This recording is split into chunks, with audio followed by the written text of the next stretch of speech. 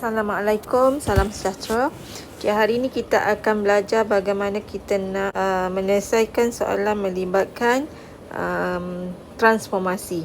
Okay, so kita lihat soalan yang pertama. EFGH ialah imej bagi JKLM di bawah transformasi P. Manakala ABCD ialah imej bagi EFGH di bawah transformasi Q. Huraikan selengkapnya transformasi P dan juga transformasi Q. Okey, untuk soalan ni diberi EFGH ialah imej. So EFGH imej bagi JKLM. So ini adalah objek. So yang kecil ni adalah imej di bawah P. So jadi untuk P kita boleh huraikan. Kita lihat daripada objek dia yang besar JKLM. Okay, imej dia yang kecil. So maksudnya perubahan saiz mestilah transformasi P itu adalah pembesaran. Jadi untuk nombor 1 jawapan dia adalah pembesaran. So bila pembesaran kita kena ingat faktor skala dia berapa. Pembesaran dengan faktor skala. Okay, faktor skala. Okey, jika imej lebih kecil daripada objek, maka faktor skala dia adalah kurang daripada 1, iaitu pecahan yang kurang daripada 1. So, kalau kita nak tentukan faktor skala, kita lihat. Okey, panjang imej, contoh kita ambil garis EF ini, EH 2 unit dan JM ialah 4 unit. Jadi, panjang imej bahagi dengan panjang objek. So, kita dapat faktor skala dia adalah 1/2. Maksudnya, saiz dia dikecilkan separuh daripada saiz asal. Jadi, faktor skala adalah 1/2. Okey, pada pusat, pada pusat pembesaran dia di mana? Okey, so macam mana nak tentukan pusat pembesaran? Okey, kita kena sambung bucu yang sepadan antara imej dan juga objek. Okey, contoh di sini bucu yang sepadan antara imej dan juga objek adalah contoh kalau J dengan E. Okey, cikgu besarkan sikit. Sini raja dia. Okey, kalau J dengan E, kita letak pembaris di sini. J dengan E kita panjangkan. Okey, kita panjangkan garisan dia. Okey, panjangkan garisan. Bagi lalu betul-betul pada bucu dia lah. Okey, kemudian kita ambil satu lagi titik kalau pada kalau garis titik M dengan H. Okey, letak pembaris di sini. Panjangkan garisan ni. Okey, so kita letak betul-betul pada bucu lah. Cikgu lukis ni mungkin tak berapa tepat sikit. Susah sikit di sini. Okey. Dan kita dapati garisan ini dia bertemu pada titik sini. So, jadi titik di sini koordinatnya berapa? Okey, titik di sini koordinatnya adalah -6, 0. Okey, -6, 0. Tekan kejap. Okey, sini. Okey, so jadi huraian dia pembesaran dengan faktor skala 1/2 pada pusat -6, 0. Okey, so itu cara kita huraikan transformasi P. Okey, seterusnya soalan yang seterusnya kita nak huraikan transformasi Q. Untuk transformasi Q, ABCD ialah imej bagi EFGH di bawah Q. Okey, so jadi sekarang dia kata EFGH ABCD. So ini imej bagi EFGH. Okey, ini objek. So yang ni, yang kecil ni di bawah transformasi Q. Jadi Q ini kalau kita lihat dari sini ke sini, apakah jenis penjemaan ataupun transformasinya? Kalau saiz tak ada berubah, maksudnya pembesaran bukanlah. Okay. Kalau dia punya orientasi ada berubah, so maksudnya dia sama ada pantulan ataupun putaran.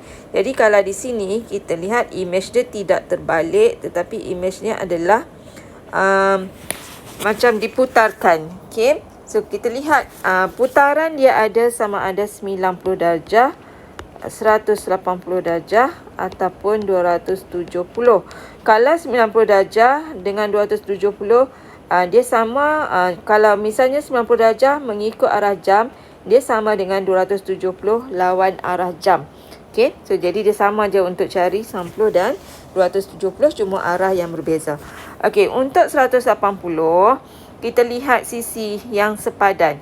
Contoh, kata kita lihat sisi EF yang ni, dia adalah setara dengan sisi AB.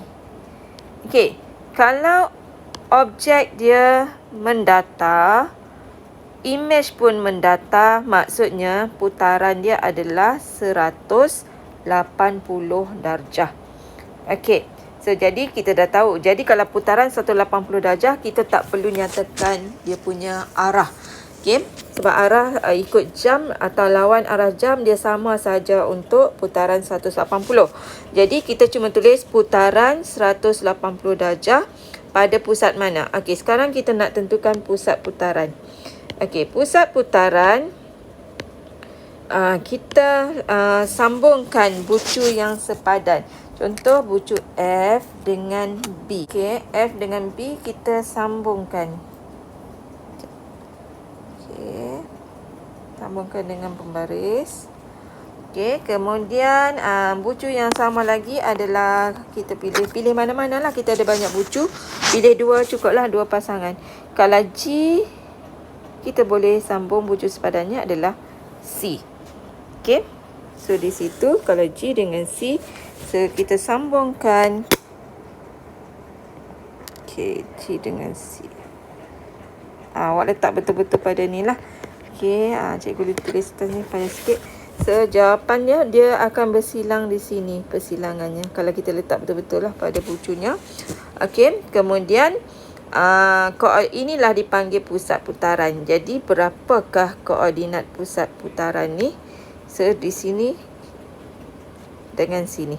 Sini adalah -1, sini adalah -2. Jadi, pusat putaran adalah pada koordinat -1, -2. Okey, jadi kita nak tulis. Macam mana kita nak tulis dengan lengkap dia punya huraian dia. Okey, kita tulis putaran. Okey, ini untuk nombor 2 nah. Nombor 2, jawapan dia adalah Q ni ialah putaran 180 darjah. Okey, 180 darjah tak perlu arah. Terus je 180 darjah pada pusat.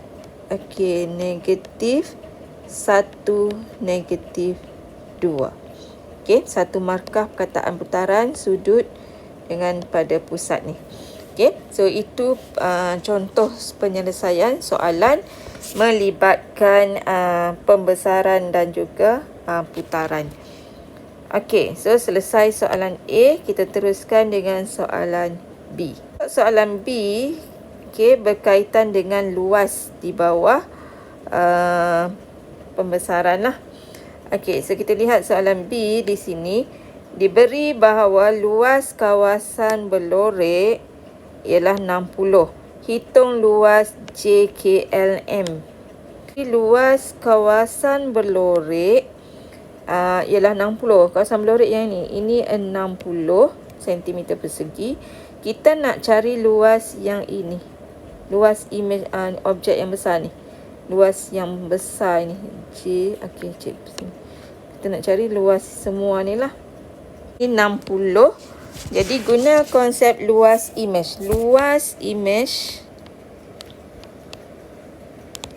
sama dengan K kuasa 2 darab luas objek. Okey. So, jadi di sini luas image ni yang mana? Okey, kita andaikan katakan tadi kawasan berlorek 60, katakan kat sini Y, sini Y. Image adalah Y. K kuasa 2, 1/2 kuasa 2 darab luas objek adalah ni semua ni, iaitu 60. Semua ni yang besar ni luas objek. So 60 tambah Y. Okey. So jadi kita dapat di sini selesaikan. Kita dapat Y. Okey, 1/2 kuasa 2 ni dapat 1/4.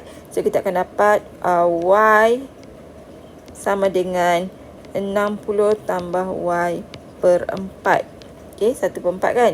Jadi 4 ni darab ke sini. So, kita dapat 4Y sama dengan 60 tambah Y. Okey, ni dah persamaan linear. Selesaikan. So, jadi 4Y pindah sini. So, kita ada 3Y sama dengan 60. 3Y sama dengan 60. Okey, cikgu dapat 3Y, 4Y tolak 1Y. So, 3Y 60. Maka kita dapat nilai Y adalah 60 bahagi 3, 20. Okey, jadi bila kita dapat Y 20, so nilai di sini 20 lah. Okey, nilai di sini 20. Maka dia tanya luas JKLM. Jadi, luas JKLM maksudnya yang besar ni. Kawasan Blaurit 60, dalam ni yang warna putih ni 20. Jadi, luas JKLM. Okey, luas JKLM ialah 60 tambah 20, iaitu 80 cm persegi. Okey, so itu soalan penyelesaian soalan melibatkan pembesaran.